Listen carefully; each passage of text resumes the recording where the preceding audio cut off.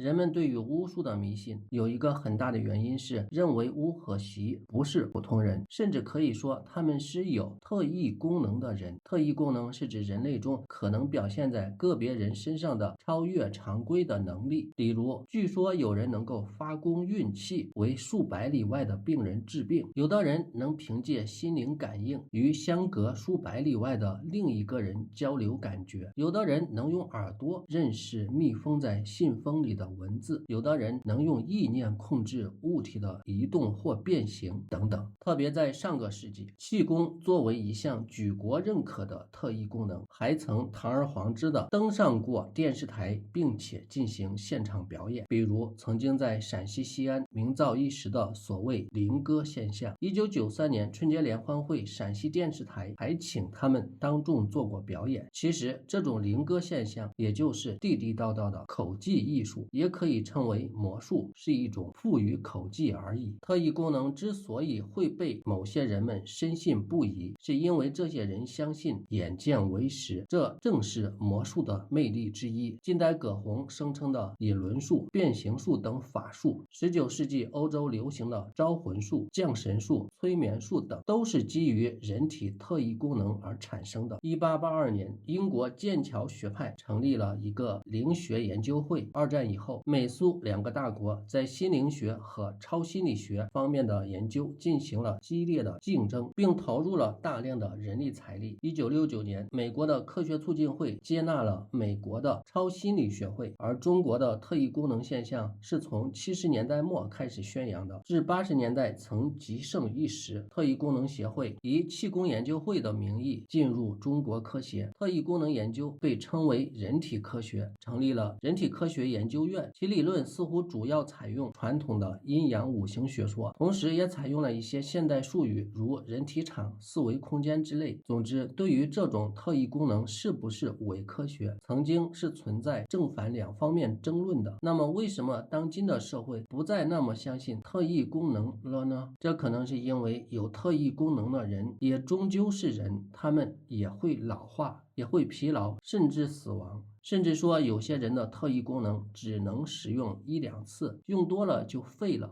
总之，如果特异功能是真的，那么不仅自然科学必须重写，巫术也要重新认识。如果特异功能是真的，那么巫术认为的超自然能力也当然有可能是真的，甚至连神灵、妖魔鬼怪也都有可能是真的。这样一来，巫术与科学、宗教与科学的界限将荡然无存。宗教、巫术、宗教和科学都得重写。你会是那个重写人类文明的第一人吗？如果没有特异功能，如果巫和习与平常人没有什么不同，那么我们普通人是不是都可